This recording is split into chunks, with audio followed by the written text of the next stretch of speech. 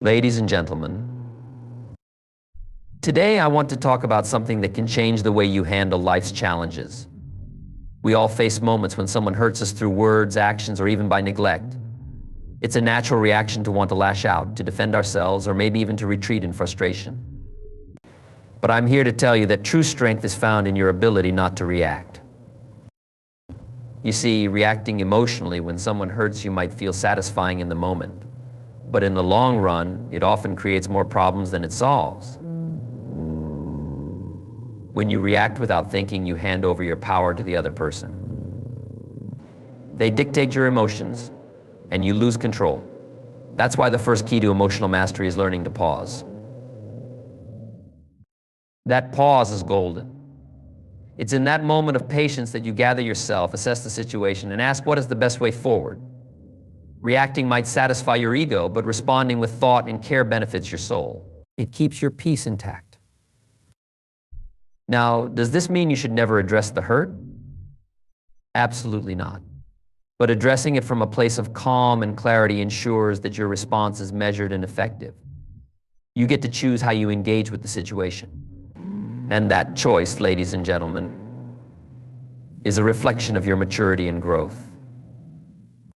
Over time, this approach builds a reservoir of strength within you. People begin to see that you're not easily shaken. They respect you more, not because you're louder or quicker to react, but because you embody patience and wisdom. And most importantly, you respect yourself. When you don't let others dictate your emotional state, you're living life on your terms. So the next time someone hurts you, remember this: the pause is your power. Use it wisely, and you'll find that over time you become the master of your emotions, not their slave. When someone hurts us, whether intentionally or not, our immediate reaction is often driven by emotion. This reaction might be anger, frustration, sadness, or even confusion. These emotions, while natural, tend to surface in a way that can lead to regret or further harm if we act on them impulsively. It's in these moments that emotional control becomes one of the most valuable skills we can cultivate. You see, when you react impulsively, you're no longer in control of the situation or yourself. The other person, who might have been acting out of their own frustrations or insecurities, ends up dictating your emotional response. In that moment, you give away your power. And here's the problem with that: once your emotions take over, rational thought often takes a back seat. You might say things you don't mean, act in ways that don't reflect your values, or make decisions you'll later regret. All because you've allowed yourself to react rather than respond. To avoid this, we must learn the art of restraint. Emotional control doesn't mean suppressing or denying your feelings. It simply means not letting those feelings dictate your actions in the heat of the moment. Think of it this way: emotions are like a storm. When they're intense, it's best to wait it out rather than make decisions in the middle of it. Reacting impulsively during emotional storms is like trying to steer a ship through rough waters that rarely ends well. When you take control of your emotions, you take control of your life. Instead of reacting, you begin to respond. There's a big difference between the two.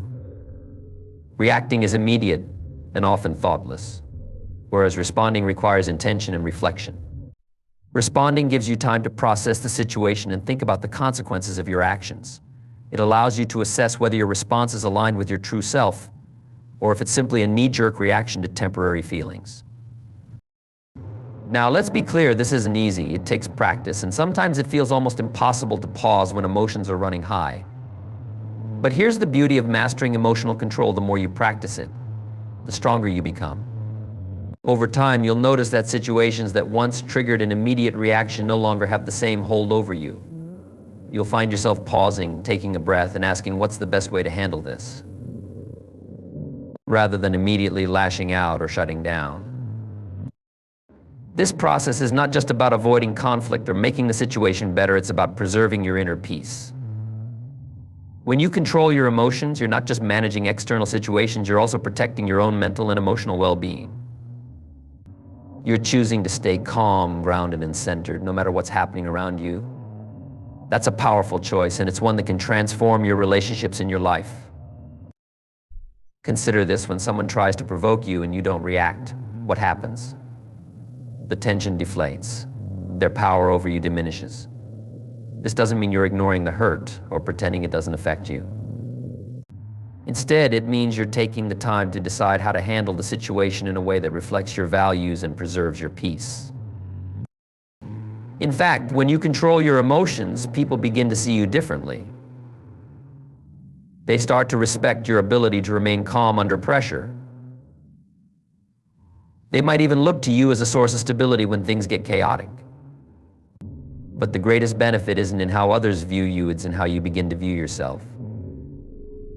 When you stop reacting impulsively, you begin to trust yourself more. You know that no matter what comes your way, you have the ability to handle it with grace and composure. In the end, emotional control isn't just about avoiding unnecessary conflict or regret. It's about living in alignment with your higher self. It's about maintaining your sense of peace and purpose, regardless of external circumstances. And that, ladies and gentlemen, is one of the most powerful gifts you can give yourself. So the next time you feel hurt or provoked, remember you have the power to pause, reflect, and respond. And in that moment, you reclaim control not just of the situation, but of your life. One of the greatest lessons in life is learning the value of patience, particularly in moments when we feel hurt or challenged. In the heat of the moment, when emotions are running high and tensions are flaring, it can be incredibly tempting to react immediately. But here's the truth, patience.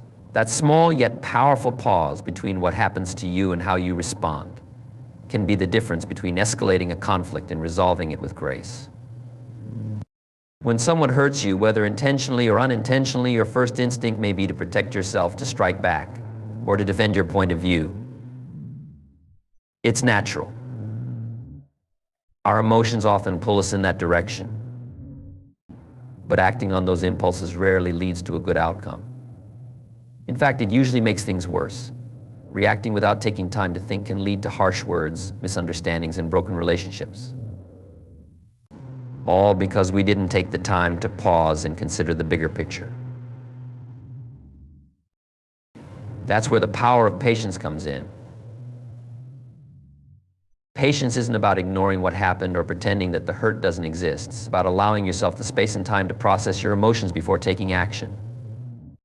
When you cultivate patience, you give yourself a moment to breathe, to reflect, and to ask yourself, what's really going on here?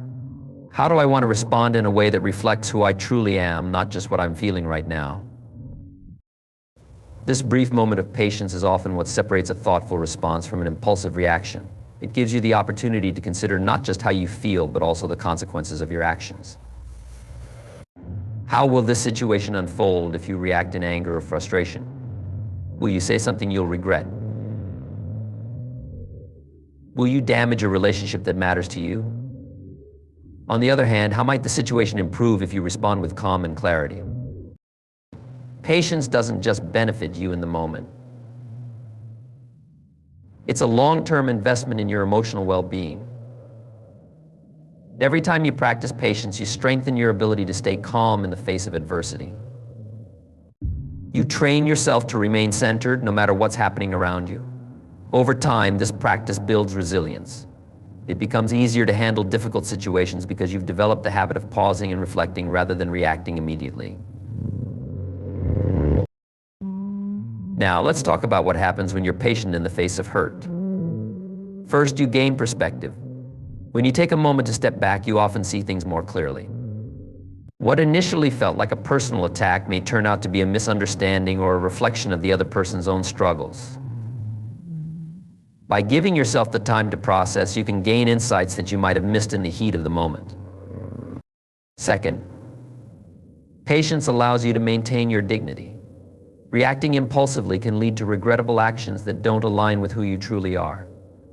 But when you exercise patience, you stay in control of your actions and your words. You respond thoughtfully rather than lashing out in ways that you'll later wish you could take back. This not only preserves your relationships, but also protects your self-respect. You can walk away from the situation knowing that you handled it with grace and integrity. Third, patience creates an opportunity for healing. When emotions are running high, it's easy to create distance and conflict between yourself and the person who hurt you.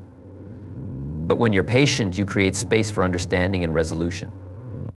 You give the other person the chance to explain themselves, to apologize, or to clarify what might have been a misunderstanding. You also give yourself time to process your feelings, which allows you to address the issue from a place of calm rather than anger. Patience also communicates strength. People often equate quick reactions with power, but true power comes from the ability to remain calm and composed in challenging situations.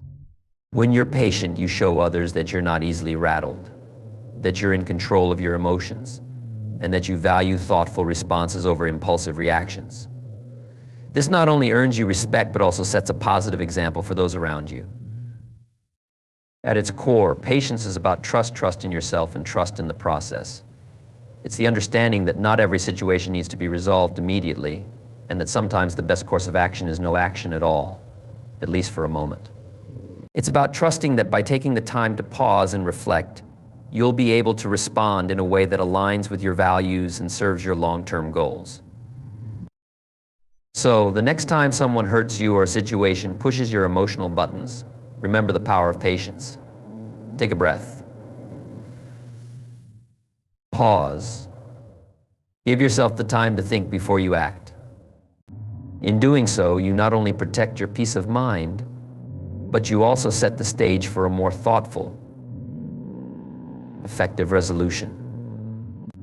And in that moment of patience, you'll find that you've gained something far more valuable than a quick reaction. You've gained control of yourself, and that, ladies and gentlemen, is true power.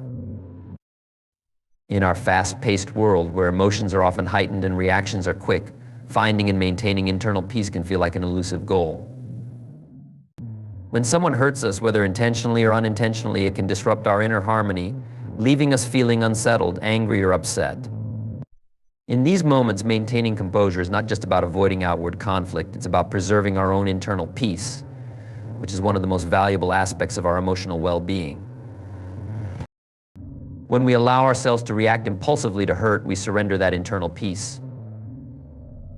It's easy to get caught up in the whirlwind of emotions that surface when we feel attacked or misunderstood. But what we often overlook is that emotional outbursts and knee-jerk reactions don't just create external chaos, they also disturb the calm we've worked so hard to cultivate within ourselves. This is why it's essential to maintain composure, not just for the sake of the situation, but for our own peace of mind. You see, internal peace isn't something that can be given or taken away by others, it's something we cultivate from within. It's the result of self-awareness, emotional maturity, and the ability to manage our reactions to external circumstances.